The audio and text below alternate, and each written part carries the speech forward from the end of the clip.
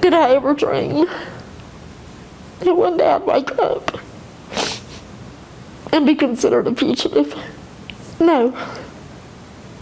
But I sure love my child. I have no regrets. I will not ever go back to Greenville Detention Center. Yes, I've lived 5 years in exile or as a fugitive, but I will never put myself back through that. I had no choice before, but now my choice is to not go to jail. 5 years has been spent finding hotels to stay in. Imagine walking out of your house with no job, no clothes, no money, and having to find a way for 5 years to live and support yourself with a bench warrant over you. Is it easy to run? No. No. It's not easy to pack up your clothes every time you have to leave. I've only done what any other mother would do. A good mother would do this. I have fought for Stephanie. And I would do it all over again.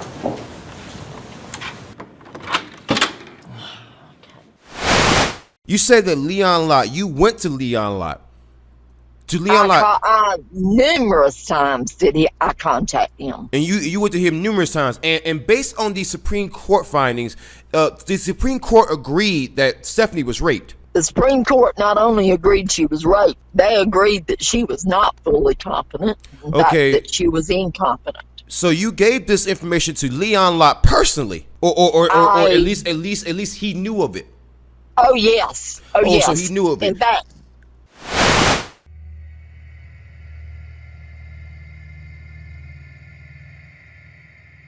There is a severe pedophile problem amongst U.S. law enforcement, and that's not my opinion, because last year in 2024, the Washington Post put out an article in a study that found that if you were to arrest 1,800 officers, that you would find that 1 in 10 of those officers would have been arrested for a child sex crime or being a rapist or a sex criminal. And if you're thinking that these are just new cops, just bad apples, well, 66% of them who were arrested for these heinous crimes had more than 5 years of service, and 47 of that 1,800 were sheriffs and the chief of police or the head of a police agency. But here's the more interesting part. Nearly 40% of those officers were not sent to prison. And so yes, folks, that means that if these officers had child porn, were raping children, raping women, were peeping toms, well, it didn't matter. There was a nearly 40% chance that they would never see the inside of a prison cell despite what they've done.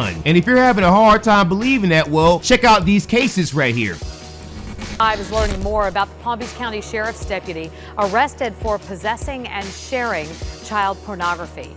Internal affairs records show Deputy Kurt Castaldo was once investigated for allegedly having marijuana at his home. Records show Castaldo most recently completed training classes for child sex crimes in December. According to his personnel file, he had been disciplined before, 3 times for abusing sick leave. Former York County police officer has been sentenced for possession of child pornography. Former West Manchester Township officer Chad Howell was sentenced to 3 to 23 months in prison and 3 years probation. He pleaded guilty in April. According to charging documents, the Attorney General's office began investigating Howell after receiving reports from the social media site Pinterest that one of its users uploaded explicit images of children. A former East Moline police officer and school resource officer has been sentenced for child pornography. 48-year-old Kirk DeGreve will receive 30 months probation and 90 days in Rock Island County Jail. The court order yesterday also has him paying a $1,000 fine. In August of 2019, the East Moline police chief requested a criminal investigation into the school resource officer for a suspected inappropriate relationship with a United Township high school student. After evidence discovered by Illinois State Police, DeGreve was placed in custody on January 23rd. Authorities say DeGreve pleaded guilty to an unlawful possession of child pornography. Prosecutors appealing no prison time for ex-cop convicted of essaying 2 girls. So this cop he may get no prison time because he essayed 2 girls, and apparently in this country, that's okay so long as you have a badge. It's okay, apparently.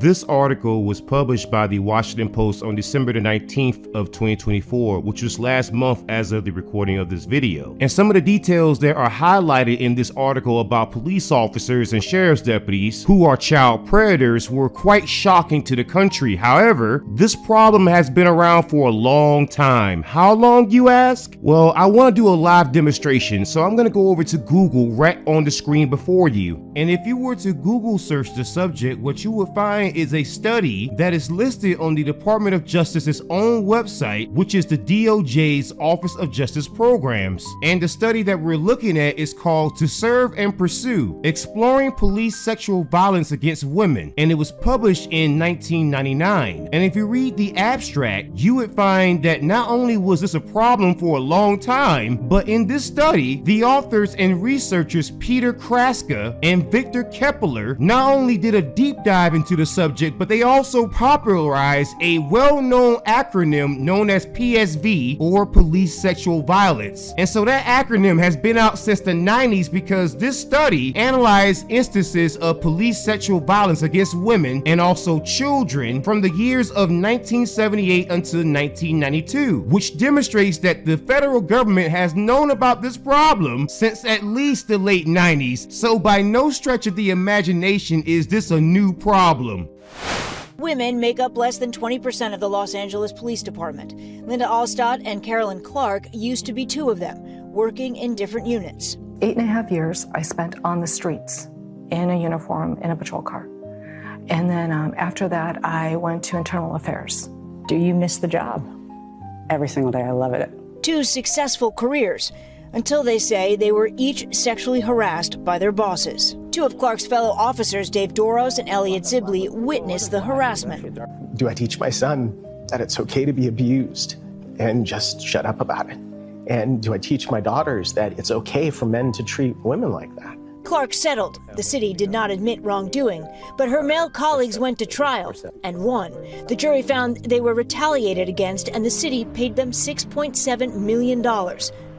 The study itself is very descriptive when it comes to PSV, or police sexual violence. In fact, it even gives some of the reasons why it's so pervasive. The study points out, and as many studies after it would point out, police sexual misconduct, or police sexual violence, is the second most common form of police misconduct behind police brutality. So for every video that you've seen of police brutality, just understand that right underneath that, you have officers who are pedophiles and rapists and or sex criminals. In fact, police sexual misconduct outside of sex crimes is so common that when this study was conducted, almost 32% of the officers surveyed is said to have been having sex while on duty. And it's up to you to decide if that sex is consensual or non-consensual, but it's something that's not supposed to be happening in the first place. And if we were to read further, we will see the same toxic male culture that leads to unsafe environments for women and children in particular. There's one paragraph in this study that kind of points out something that we see even into the modern day in 2025, and that is this idea that when a woman has sex with a police officer, that she always wants it because police officers are somehow a sexual commodity. And so when a woman comes forward saying that a police officer raped her while he was on duty, oftentimes that woman is not believed simply because of this perception that women are always chasing uniforms and that women are just lining up to give police officers sexual favors.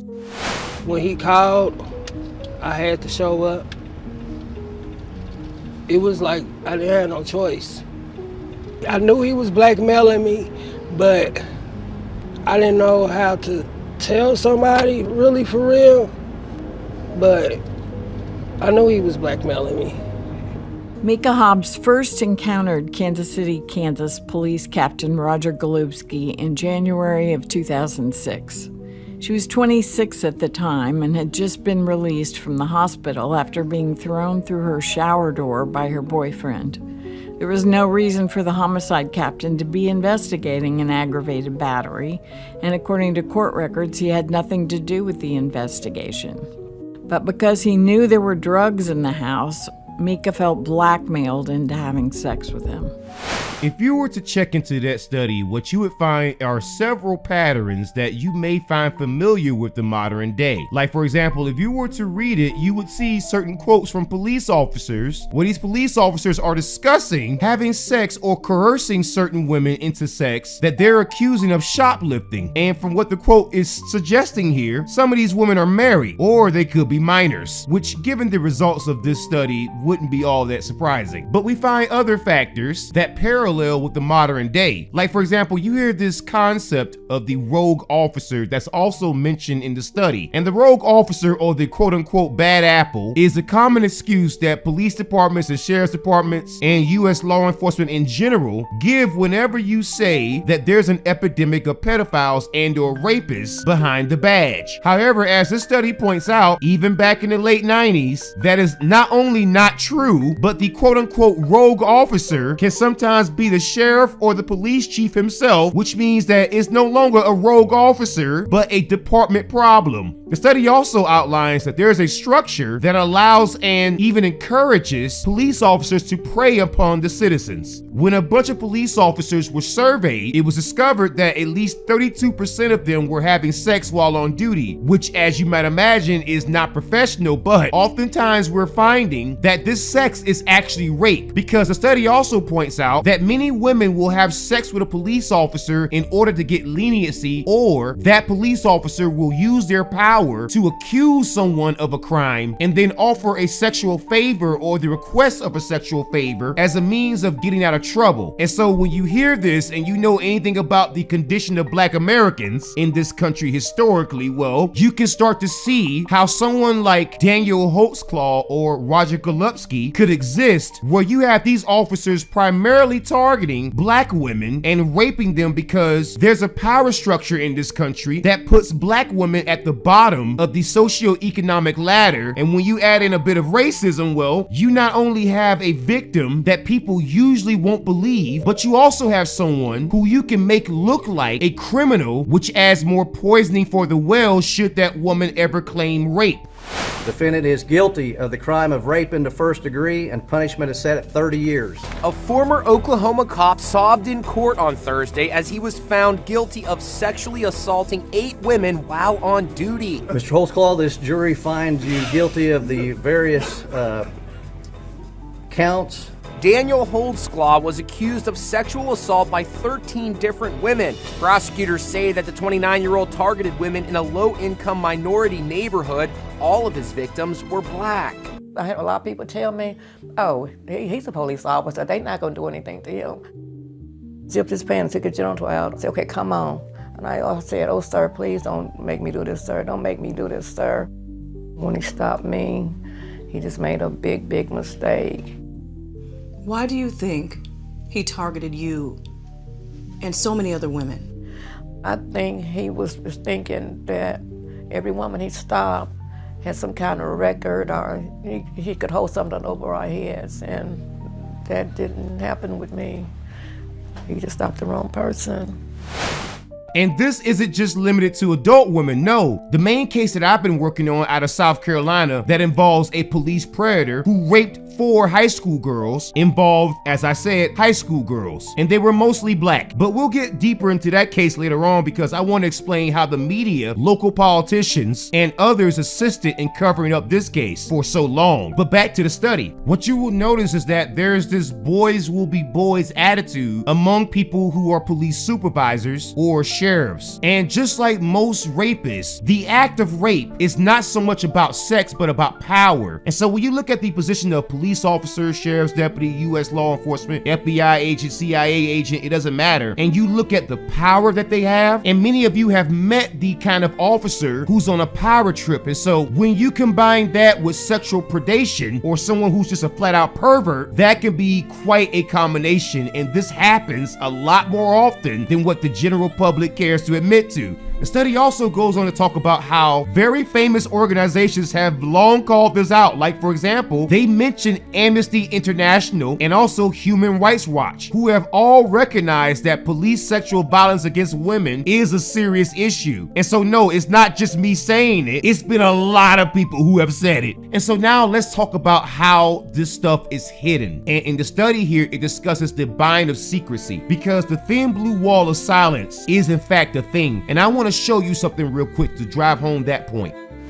New tonight, the Louisville Courier-Journal reports the Louisville Police and the County Attorney's Office hid at least 738,000 records documenting sexual abuse of Explorer Scouts by 2 police officers. And then they lied to keep the files from the public. Explorer Scouts is a program that introduces young people to law enforcement. Former LMPD officer Brandon Wood pleaded guilty to 1 count of enticement in federal court for trying to lure a minor into having sex.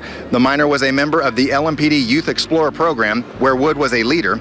A plea deal for 60 months was rejected by the judge, and a new plea deal for 70 months was accepted. Mr. Betts, how do you plead to, on count 1, sodomy in the 3rd degree, and count 2, sodomy in the 3rd degree, guilty or not guilty? Guilty, Your Honor. Former LMPD officer Kenneth Betts took a plea deal and was sentenced to 5 years in prison. The prosecutor. I did a deep dive some months ago about the Louisville Metro Police Department and their Police Youth Explorer scandal, where you had multiple officers assaulting and violating young children, and then the Louisville Metro Police Department was exposed for trying to cover up the incidents involving their officers being predators. We had the opportunity to stop children from being molested, and we failed to do so as a city, as a police department. Our job is to protect children. It's our job to protect our citizens.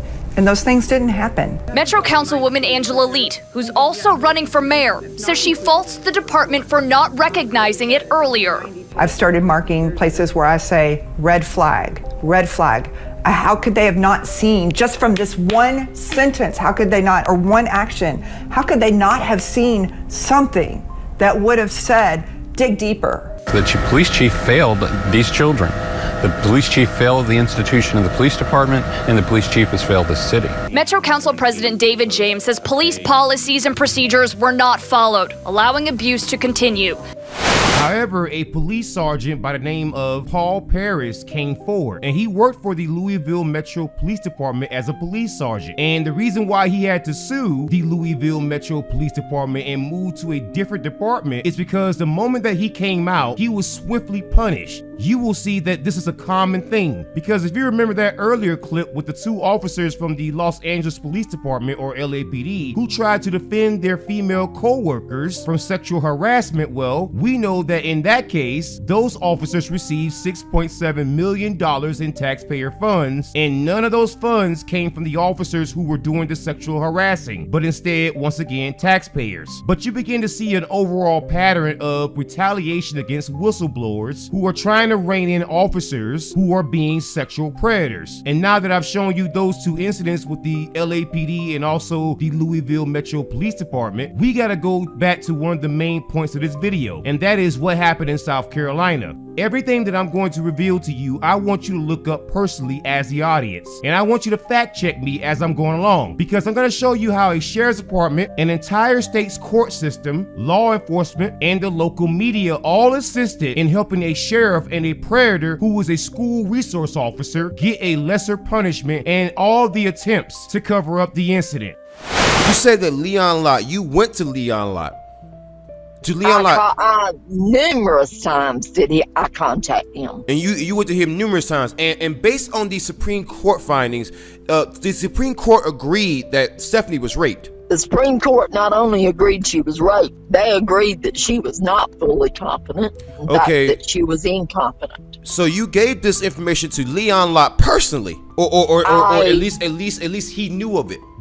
Oh yes. Yes. So he knew of it. In fact, my worst nightmare as a mother was the morning they come and told me my child was gone. 3 men picked her up and they took her across town and gang raped her all night. The next day, she would be found. She was found the next day. So you gave this information to Leon Lott personally, or at least he knew of it. Oh yes. Yes. So he knew of it. In fact.